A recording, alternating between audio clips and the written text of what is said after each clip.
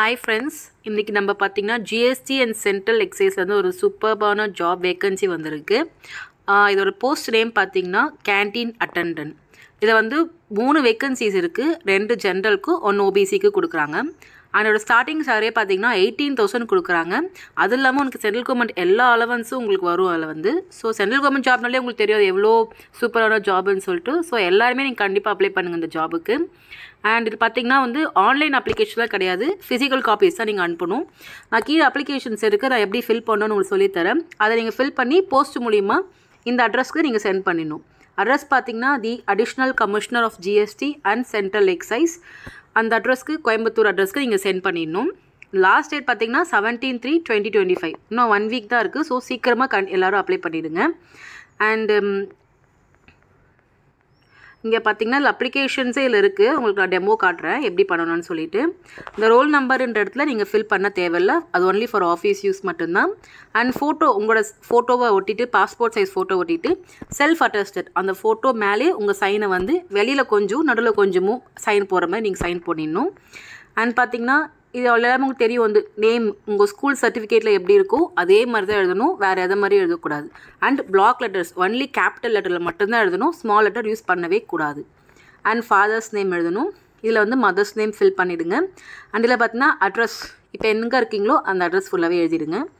And இது வந்து permanent address. சில பேர் வந்து பெர்மனண்ட் அட்ரஸ் ஒன்று இருக்கும், இப்போ ரிசைட் பண்ணுறக்கு அட்ரஸ் வேறையாக இருக்கும். ஸோ அப்போ என்ன பண்ணிட்டீங்கன்னா இப்போ இருக்க அட்ரஸில் வந்து correspond address எழுதிடுங்க.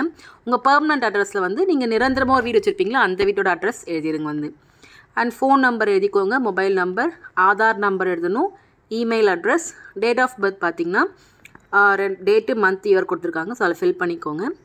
Age as on closing date of application date பார்த்தீங்கன்னா 17/3/2025 உங்களுக்கு என்ன வயசு ஆகிருக்குன்னு கேட்குறாங்க. இது ஒன்லி சிம்பிள் தான். நீங்கள் கூகுளில் போயிட்டு ஏஜ் கேல்குலேட்டர் போடுங்க, அதில் போடனே ஃபஸ்ட் ஒரு வெப்சைட் வரும், அதை கிளிக் பண்ணி பார்த்தாலே உங்கள் டேட் ஆஃப் பர்த் கேட்கும். அதை கொடுத்துட்டு கீழே இந்த 17/3/2025 ஃபில் பண்ணிக்கோங்க. ஸோ உங்களோட டேட் ஆஃப் வந்து ஃபுல்லாக காமிச்சிரும் அது வந்து.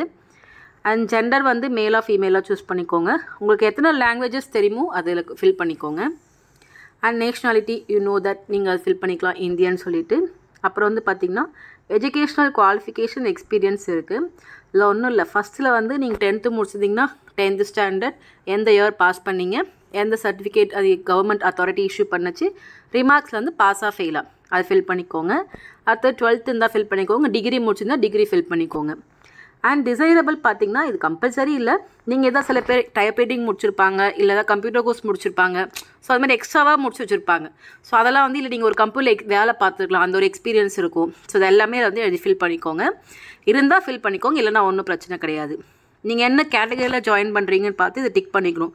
அன்ரிசர்வ் ஜென்ரல் கேட்டகரினா ஜென்ரல் டிக் பண்ணிக்கணும், அதர் பேக் OBCனா இல்லை டிக் பண்ணிக்கணும்.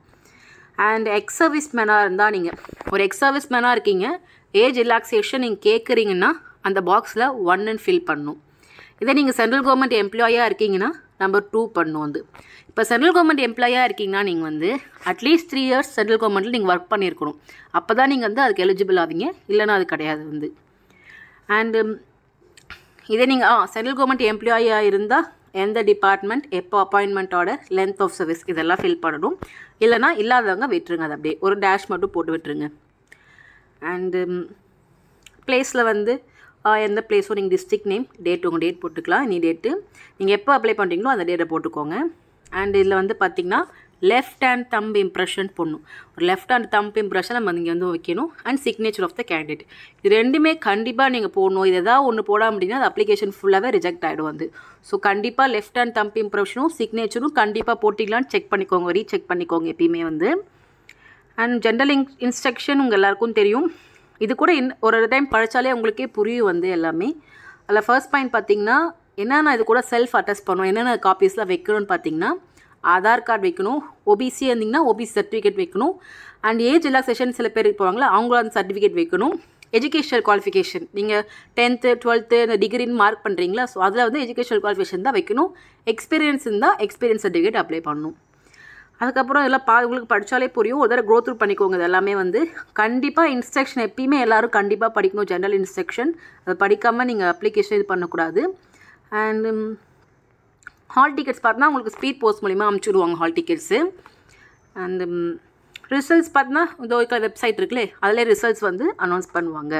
இப்போ நியூஸ் பேப்பரில் பப்ளிஷ் பண்ண மாட்டேன்னு சொல்லியிருக்காங்க. ஸோ நீங்கள் எதாவது ரிசல்ட் வரப்போ நீங்கள் வெப்சைட்டில் போய் பார்த்துக்கலாம் வந்து. இது எல்லாமே ஜென்ரலான விஷயம் தான் வந்து. ஸோ நீங்கள் எல்லோரும் படிச்சுக்கோங்க வந்து. எப்பயுமே ஒரு எக்ஸாம் இருந்தால் எப்பயுமே இன்றைக்கே இப்போ இதை போய் அப்ளை பண்ணிவிடுங்க. ஏன்னா வந்து இன்னும் 1 வீக் தான் இருக்குது. ஸோ போஸ்டல் டிலேஸ்க்கு அவங்க பொறுப்பேற்றுக்க மாட்டான்னு சொல்லியிருக்காங்க. ஸோ எப்பயுமே முன்னாடியே பண்ணிடுறது நல்லது. எனக்கு தெரிஞ்சு நீங்கள் இன்றைக்கே இப்போ இதை போய் பண்ணிவிடுங்க. இதே சேம் தான், நான் முன்னாடி சொன்னதே தான். Name of the post, canteen attendant, எத்தனை வேக்கன்சி இருக்குன்னு நான் சொல்லிட்டேன்.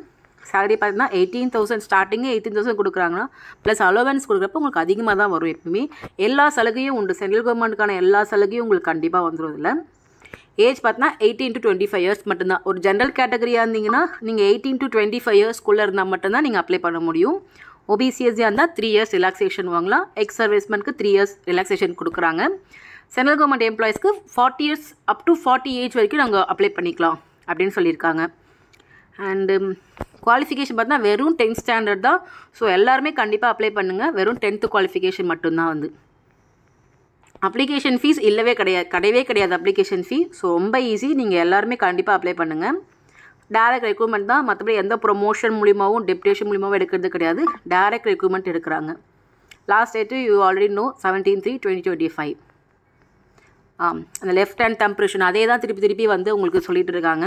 ஸோ எல்லாருமே கவனமாக அப்ளிகேஷன் ஃபில் பண்ணி ஒரு ரீசெக் பண்ணிவிட்டு அதுக்கப்புறமா போஸ்ட் பண்ணுங்கள். எதாக இருந்தாலும் கண்டிப்பாக லெஃப்ட் ஹேண்ட் தம்ப் இம்ப்ரெஷனும் அண்ட் சைனும் கண்டிப்பாக இருக்கணும். இது கூட என்ன பண்ணணும், எக்ஸ்ட்ரா ஒரு ஆட் பண்ண சொல்கிறாங்க. என்னன்னா இது ஃபோட்டோ காப்பீஸ் நான் ஆல்ரெடி சொல்லிவிட்டேன். உங்களுக்கு educational qualification, mark sheet, age proof இதெல்லாமே வைக்கணும்னு சொல்லிட்டேன். அண்டு பார்த்திங்கன்னா அவங்க உங்களுக்கு ஹால் டிக்கெட் திருப்பி அனுப்புகிறாங்கல்ல. ஸோ அதுக்கு வந்து நம்ம என்ன பண்ணணும்னா ஒரு ஒரு போஸ்ட் அனுப்போல கவர், அந்த ஒரு 2 கவர் வாங்கிக்கோங்க.